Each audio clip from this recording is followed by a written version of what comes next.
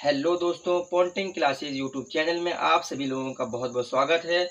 तो बगैर किसी देरी के देखते हैं पहला प्रश्न। एनवायरोनर इंग्लिश में दिया है, एनवायरोनर किस भाषा से लिया गया है। तो पिछली वीडियो में मैंने आपको डिटेल में बताया था। अगर आप लोगों ने अब तक वीडियो नहीं देखी है तो जाकर प्ले लिस्ट में देख सकते हैं। एनवायरोनर फ्रेंच भाषा से लिया गया था। एनवायरोनर फ्रेंच भाषा से लिया गया था। इसका अर्थ भी मैंने बताया था, पड़ोस। इसका अर्थ क्या होता है? पड़ोस, या कह सकते हैं पास पड़ोस। अगला प्रश्न है आपका, पर्यावरण के कितने घटक हैं। मैंने पर्यावरण के घटक पिछली वीडियो में आपको डिटेल में बताए थे। परिभाषा से ही इन्हें निकाला जाता है। कौन कौन से होते हैं? दो होते हैं आपके। पहला होता है प्राकृतिक, दूसरा होता है मानव निर्मित।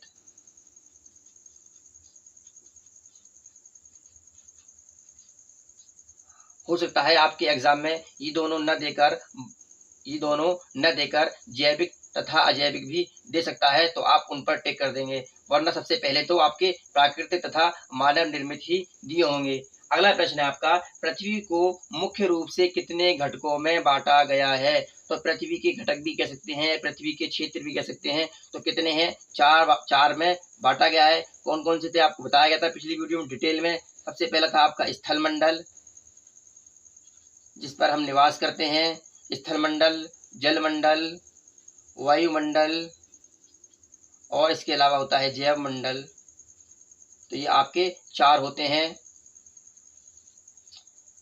अगला प्रश्न है आपका, पर्वत, पठार, मैदान, मरुस्थल पर्यावरण के किस घटक के अंतर्गत आते हैं। तो मैंने पिछली वीडियो में ये भी बताए थे आपको, ये सारी ही चीजें आपकी किसके अंतर्गत आती हैं? स्थल मंडल के अंतर्गत, क्योंकि ये सारी ही चीजें स्थल पर मौजूद हैं। पर्वत, पठार, मैदान तथा मरुस्थल। प्रश्न है आपका, पृथ्वी का 2/3 भाग कौन सा मंडल है। तो मैंने बताया था आपको, 2/3 भाग पर जल मंडल का कब्जा है, यानी जल का विस्तार है। जल मंडल। अगला प्रश्न है आपका, धूल के कण एवं जलवाष्प किस मंडल में पाए जाते हैं। ये भी आपको बताया गया था। धूल के कण यानी डस्ट पार्टिकल और जलवाष्प ये आपके वायुमंडल के अंतर्गत पाए जाते हैं। वायुमंडल किसे कहते हैं? पृथ्वी के चारों ओर विभिन्न प्रकार के गैसों के आवरण को ही वायुमंडल कहते हैं। अगला दिया है, पर्यावरण शिक्षा से संबंधित प्रथम अंतरराष्ट्रीय कॉन्फ्रेंस कहाँ हुई थी। इंपोर्टेंट प्रश्न है। सबसे पहले तो जगह का नाम है तिब्बसिली, और ये जगह कहाँ पाई जाती है? रूस में पाई जाती है। रूस के शहर का नाम है तिब्बसिली, रूस। अगला प्रश्न है आपका, पर्यावरण का स्वरूप कैसा होता है। तो पर्यावरण का स्वरूप जो होता है आपका दो ही प्रकार का होता है। एक होता है जैविक तथा अजैविक। देखते हैं अगला प्रश्न, पर्यावरण को पढ़ाना किस स्तर से शुरू करते हैं। पर्यावरण को पढ़ाना किस स्तर से शुरू करते हैं। तो पर्यावरण को पढ़ाना प्राथमिक स्तर से शुरू करते हैं। अगला प्रश्न है आपका,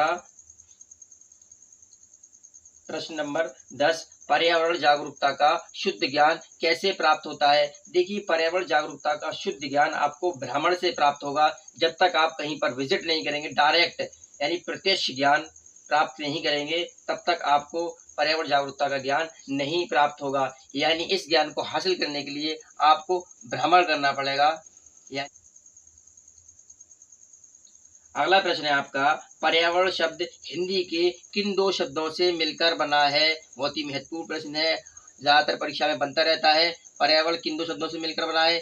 एक बना है परि प्लस आवरण। दोनों के अर्थ भी होते हैं। परि का अर्थ होता है घेरे हुए, आवरण का अर्थ होता है चारों ओर से। तो परिभाषा क्या बन जाती है? वह आवरण जो मनुष्य को चारों ओर से घेरे हुए है, पर्यावरण कहलाता है। अगला प्रश्न है आपका, भारत में पर्यावरण विभाग की स्थापना। देखिए, इंपोर्टेंट प्रश्न है। यहाँ बात चल रही है पर्यावरण विभाग की, तो 1980 में की गई थी। यही पूछ सकता है कि पर्यावरण सुरक्षा अधिनियम कब लागू किया था। तो वहां पर 80 से बढ़कर 86 हो जाएगा। ठीक है, दोनों प्रश्न में थोड़ा सा अंतर है। अगला प्रश्न है आपका, विश्व पर्यावरण दिवस कब मनाया जाता है? तो विश्व पर्यावरण दिवस, इसे तो रट लीजिए आप, अगर आपको पर्यावरण पढ़ना है तो इस प्रश्न को रट लीजिए, 5 जून को मनाया जाता है। अगला प्रश्न है आपका, राष्ट्रीय पाठ्यचर्या की रूपरेखा 2005 के अनुसार, 2 बार लिख दिया है यहाँ, 2005 के अनुसार पर्यावरण अध्ययन को किस कक्षा समूह में स्थान दिया गया था? देखिए 9वें नंबर का प्रश्न में क्या था, पर्यावरण को पढ़ाना किस स्तर से शुरू करते हैं? तो प्राथमिक स्तर से शुरू करते हैं। पर्यावरण को पढ़ाना प्राथमिक स्तर से शुरू करते हैं। अगर बात कक्षा किया जाए तो तीसरी से 5वीं, वो भी किसके अनुसार है? ये है आपकी राष्ट्रीय पाठ्यचर्या रेखा 2005, यानी इसे कहते हैं नेशनल करिकुलम फ्रेमवर्क। अगला प्रश्न है आपका, मानव पर्यावरण का संबंध किस प्रकार की संकल्पना है? तो मानव पर्यावरण का जो संबंध है वो आपका धनात्मक है। किस प्रकार की संकल्पना?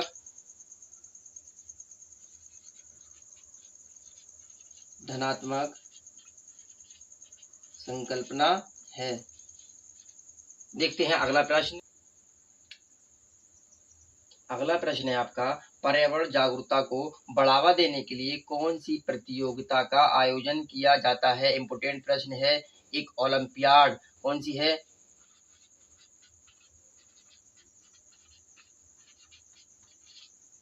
ओलंपियाड प्रतियोगिता है जो कि पर्यावरण से संबंधित क्वेश्चन पेपर में इसे रिपीट किया गया है। ठीक है, कुछ चीजें आपको याद करनी पड़ेंगी, जैसे कि ओलंपियाड प्रतियोगिता। अगला प्रश्न है आपका, पारिस्थितिकी शब्द की व्याख्या सर्वप्रथम किसने की थी? देखिए इंपोर्टेंट प्रश्न है। मैंने कहा था अगर पारिस्थितिकी शब्द की व्याख्या या पारिस्थितिकी शब्द को सर्वप्रथम किसने दिया था? तो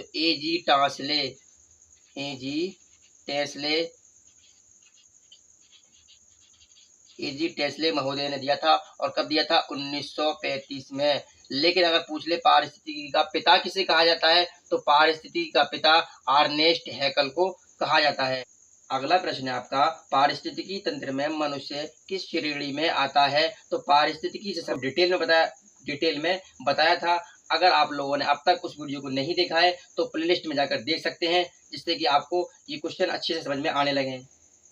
पारिस्थितिकी के जैविक घटकों के अंतर्गत 3 चीजों को रखा गया था। पहले थे उत्पादक में क्या आता है? पेड़ पौधे। फिर थे उपभोक्ताओं की 3 श्रेणी थी। उसके बाद थे अपघटन। तो जो है पारिस्थितिकी तंत्र में मनुष्य क्या है? दूसरों से भोजन ग्रहण करता है, तो इसलिए ये उपभोक्ताओं की श्रेणी में आता है। उपभोक्ताओं की श्रेणी में, और वो भी किस प्रकार की? सर्वाहारी उपभोक्ताओं की श्रेणी में। अगला प्रश्न है आपका, खाद्य श्रृंखला में प्रथम कौन आते हैं? तो मैंने बताया था आपको, खाद्य श्रृंखला में प्रथम जो है उत्पादक यानी पेड़ पौधे आते हैं। कौन आता है? उत्पादक। इसके अंदर कौन होते हैं? पेड़ पौधे। अगला प्रश्न है आपका, मृत पशुओं व जीवों के अपशिष्टों का भक्षण करने वाले जीव क्या कहलाते? मैंने पिछली वीडियो में आपको उत्पादक, उपभोक्ता तथा अपघटन तीनों को डिटेल में पढ़ाया था। तो इसके अंतर्गत कौन आते हैं? अपघटनकर्ता, जो कि अपना भोजन मृत जीव जंतुओं से प्राप्त करते हैं, और इन्हें प्रकृति का सफाई कर्मी भी कहा जाता है। अगला प्रश्न है आपका, किस पारिस्थितिकी में जैव भार का उल्टा पिरामिड बनता है? तो सबसे पहले पूछ लेते हैं आपसे, सीधा पिरामिड कब बनता है? किस पारिस्थितिकी में सीधा पिरामिड बनता है? तो खाद्य श्रृंखला में आपका सीधा पिरामिड बनता है, लेकिन यहाँ बात चल रही है उल्टा पिरामिड। तो जलीय पारिस्थितिकी में आपका उल्टा पिरामिड बनता है। अगला प्रश्न है आपका, पारिस्थितिकी तंत्र में पेड़ पौधे किस श्रेणी में आते हैं? देखिए फिर से एक कह सकते हैं रिपीट क्वेश्चन है, ये किस श्रेणी में आते हैं? उत्पादकों की श्रेणी में आते हैं, क्योंकि ये अपने भोजन का निर्माण स्वयं करते हैं, इसीलिए इनको उत्पादकों की श्रेणी में रखा गया है। प्राणियों का अपने इर्द गिर्द कार्बनिक व अकार्बनिक पर्यावरण के साथ संपूर्ण संबंध क्या कहलाता है? तो बताया था पारिस्थितिकी तंत्र कहलाता है। एक दूसरे पर टिके रहना पारिस्थितिकी तंत्र कहलाता है। अगला प्रश्न है आपका, पारिस्थितिकी तंत्र किस प्रकार का तंत्र है? तो मैंने बताया था ये पारिस्थितिकी तंत्र खुला तंत्र है। अगला प्रश्न है आपका, पारिस्थितिकी से संबंधित खाद्य श्रृंखला में 10% ऊर्जा का सिद्धांत किसने दिया था? तो मैंने बताया था आपको, बहुत ही महत्वपूर्ण प्रश्न है, लिंडमैन महोदय ने दिया था। लिंडमैन का 10% ऊर्जा सिद्धांत ये पढ़ाया गया था आपको। इसमें क्या होता है, 90% ऊर्जा की हानि होती है, यानी एक स्तर से दूसरे स्तर पर जब ऊर्जा पहुंचती है तो उसमें 90% हानि हो जाती है और केवल 10% ही ऊर्जा बचती है। अगला प्रश्न है आपका, भोजन ग्रहण करने के लिए उत्पादकों से उपभोक्ताओं की ओर एक श्रृंखला बनती है, इसे क्या कहते हैं? इसे बताया गया था आपको, खाद्य श्रृंखला कहलाती है, क्योंकि ये पूरी तरीके से भोजन पर निर्भर करती है,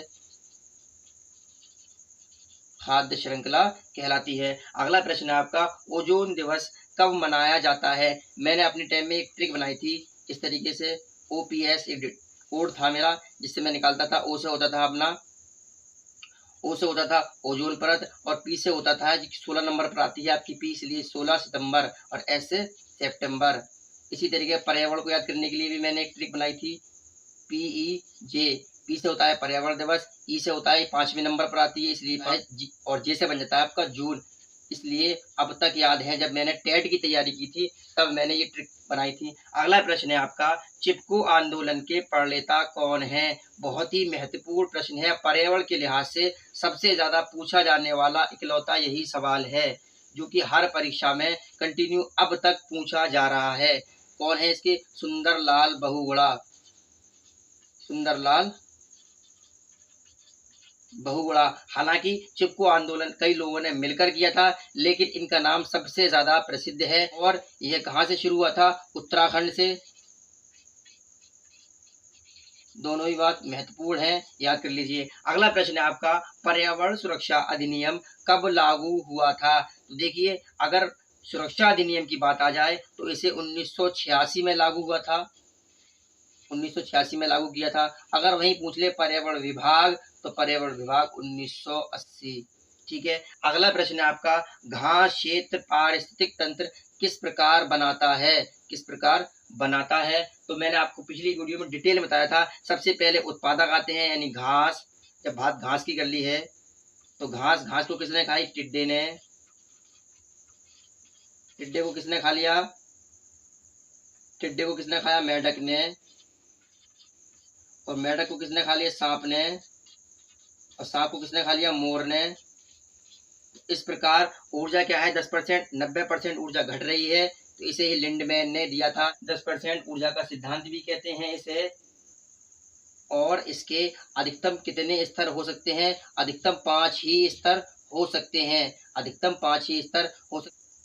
तो इसी के साथ ही वीडियो को समाप्त करते हैं। मिलते हैं अगली वीडियो में, तब तक के लिए जय हिंद, गुड नाइट।